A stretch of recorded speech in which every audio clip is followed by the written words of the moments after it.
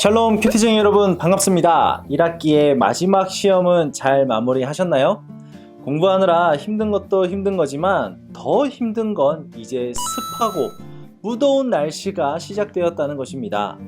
최근에 알게 된 사실인데요. 여름 감기는 에어컨 사용보다 선풍기를 사용하며 잠잘 때 많이 생긴다고 하네요. 에어컨이든 선풍기든 여름 감기를 조심하길 바라며 육적인 건강을 챙기듯 영적인 건강도 큐티를 통해 챙겨나가는 큐티쟁이 여러분들이 되시길 바랍니다.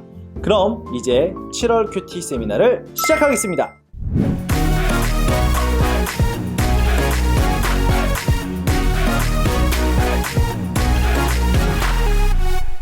원스타의 큐티 세미나.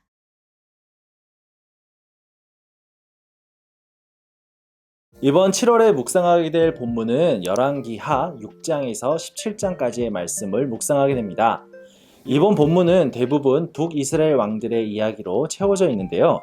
지난번에도 이야기했듯이 남유다와 달리 북이스라엘은 하나님께서 보시기에 정직하고 선한 왕들이 단 한 명도 없었습니다. 그들은 느밧의 아들 여로보암의 길을 따라 우상을 섬기며 이스라엘 백성을 악한 길로 인도하였고 하나님이 아닌 이방 나라와 물질에 의지하며 살아갔습니다.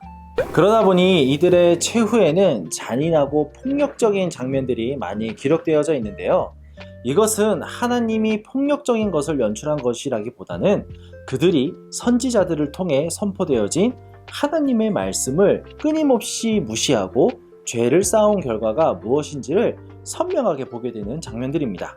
죄로 인해 최악의 결말을 맞이한 이스라엘 왕들의 모습이 어쩌면 우리가 마주해야 할 죄의 값이기도 합니다. 그러나 우리 예수님께서 성경에서 가장 절정에 이르는 폭력을 당하시면서 끔찍한 죄의 값을 우리 대신 막아주심으로 우리는 말할 수 없는 사랑과 영원한 생명을 얻게 되었습니다. 그렇기 때문에 우리는 예수님으로 얻게 된 소중한 구원과 생명을 잃지 않기 위해 최선을 다해야 합니다. 그 최선이 말씀 묵상을 통해 하나님과 소통하는 것임을 기억하는 여러분들이 되시기를 축복합니다. 북이스라엘은 BC 722년 아수르 제국에 의해 멸망하게 됩니다. 이것은 이미 오래전부터 예견된 하나님의 심판이었죠. 바벨론 제국에 의해 멸망한 남유다는 포로 기간이 끝나고 돌아오는 예언을 받았지만 북이스라엘은 돌아오지 못하고 그대로 아수르 제국에 흡수되거나 이방 민족과 섞여 살며 이스라엘의 순수성을 잃게 됩니다. 게다가 아수르 제국은 북이스라엘 땅에 다른 민족을 이주하여 살게 했습니다.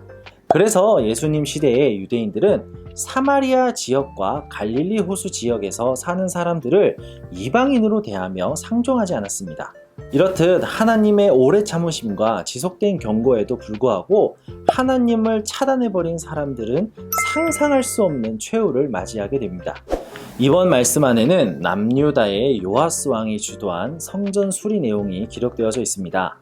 그는 제사장 여호야다가 살아있을 동안은 하나님께 정직했지만 여호야다가 죽고 난 뒤에는 믿음이 흔들린 왕이었습니다.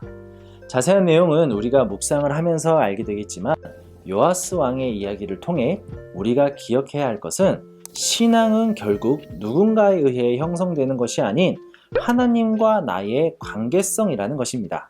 여러분도 청소년 시기를 보내면서 중요하게 생각해야 할 것은 누군가가 강요해서 신앙생활을 하는 것이 아닌 나 스스로가 하나님의 은혜와 말씀의 감격과 감동으로 진정한 교제를 이루어가는 훈련을 해야 하며 철저히 하나님과 나 사이의 올바른 관계 형성 위에 신앙과 공동체가 쌓여져 가야 한다는 것입니다. 큐티쟁이 여러분들은 누군가의 강요로 신앙생활하는 것이 아닌 스스로의 결단과 믿음으로 하나님과 관계를 맺어가는 참된 그리스도인들로 성장되어지기를 축복합니다. 이스라엘의 역사 안에는 하나님의 오래 참으심과 끊임없이 자신의 백성을 악에서 선으로 돌이키고자 하는 사랑을 발견하게 합니다. 그 사랑을 이번 달 묵상을 통해 우리 모두가 발견함으로 말미암아 무더운 7월도 시원한 주님의 은혜로 하루하루 감사함으로 살아가는 복된 한 달이 되시기를 축복합니다. 그럼 이번 한 달도 파이팅!